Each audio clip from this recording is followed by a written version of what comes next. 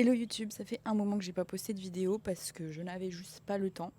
Et hier, en ayant une conversation avec une personne avec qui je vais commencer un coaching, j'ai eu une idée de nouveaux formats de vidéo YouTube parce qu'en fait, dans ces cas-là, quand je parle avec vous, j'ai toujours des conversations qui sont très intéressantes. Et je sais que tout ce que je raconte pendant ces appels-là, ça peut bénéficier à plein d'autres gens, sauf que du coup, il n'y a qu'une seule personne à qui je dis ça.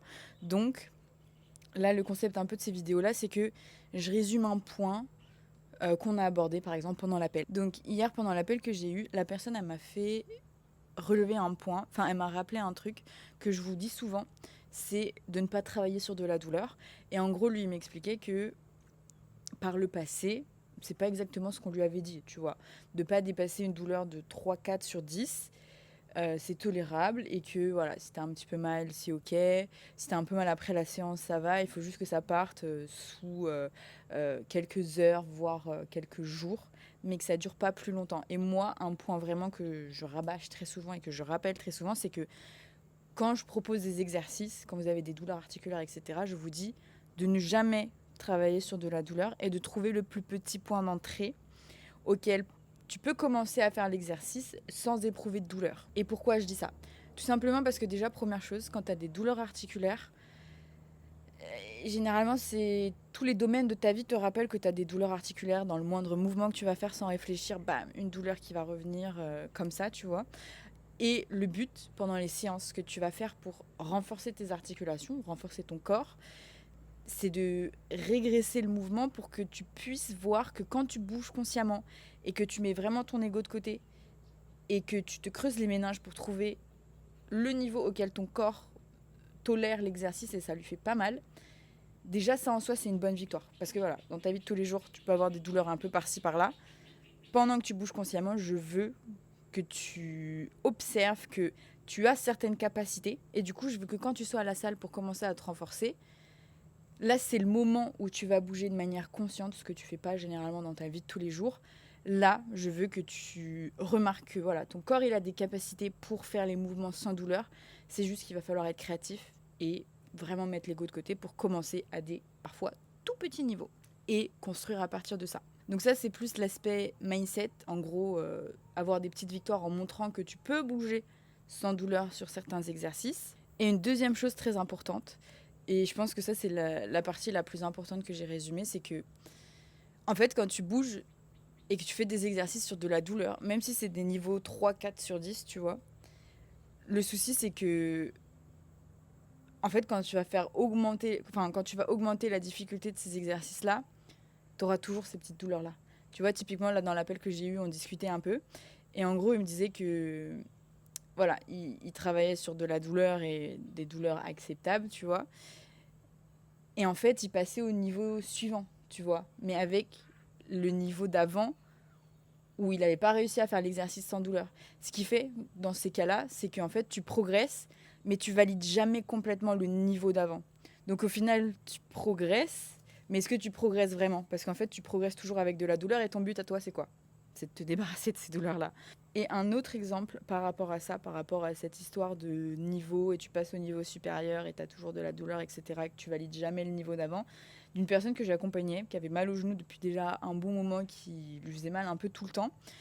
Et sa plus grosse faiblesse, c'était les step-up. Donc Patrick step-up, Pauluquin step-up, Peterson step-up. Et je voyais bien que sur cet exercice, on était en train de progresser. Parce qu'elle l'exécutait bien, j'avais pas de commentaires particuliers de sa part, donc je supposais que tout allait bien. Sauf qu'en fait, il y avait un truc, c'est qu'elle me disait que voilà, les douleurs de genoux, pour l'instant, c'était pas encore ça, tu vois. Et pourtant, moi, j'ai vu le niveau auquel on a commencé et au niveau auquel on était maintenant. Et pour moi, là, normalement, il y avait forcément une diminution des douleurs dans sa vie de tous les jours. Pas encore forcément dans le sport, mais au moins dans la vie de tous les jours. Et c'était pas trop le cas encore. Donc je comprenais pas. Donc j'ai commencé à la questionner et je lui ai demandé, est-ce que tu es sûre à 100% que quand tu fais cet exercice-là, tu n'as pas mal, vraiment zéro? Et là, elle me dit quoi? Elle me dit, ah bon, il faut vraiment zéro, zéro, zéro douleur parce que moi, je tolérais une petite douleur de 2, 3, 4/10. Tout simplement parce qu'en fait, ça fait des mois que je vis avec ces douleurs-là. Et donc, en gros, elles sont devenues normales pour moi. Et là, je me suis dit, c'est ça qui manquait. C'est qu'en fait, ces douleurs-là, elle les a un peu trop normalisées parce qu'elle avait mal un peu tout le temps dans sa vie de tous les jours. Sauf que comme je le disais au début, là on est à la salle et le but c'est justement de construire ces capacités-là. Et clairement, au niveau des genoux, si tu peux marcher, tu as des capacités au niveau des genoux, c'est juste que pas encore assez pour ne pas avoir mal dans ta vie de tous les jours qui te demande quand même déjà un petit peu de capacité. Enfin, tes capacités actuelles sont plus basses que ce que te demande ta vie de tous les jours. J'espère que c'est clair. Et du coup, ce qu'on a fait, c'est que je lui ai dit, en fait, là, tu vois, on n'a pas vraiment bien validé les niveaux d'avant. Et quand je t'ai dit que tu pouvais progresser, c'est parce qu'il me manquait des informations. Donc, on a refait un pas ou deux pas en arrière. On a laissé passer quelques semaines. Je vérifie bien que dans ses commentaires, elle me dise zéro douleur, j'ai réussi à faire l'exercice sans aucune douleur. Et on a laissé passer quelques semaines. Et au bout d'un moment donné, en fait, vu que là, vraiment, elle faisait les exercices sans douleur, on a pu progresser, on a pu augmenter la difficulté de l'exercice. Et là, on a eu les résultats que je voulais.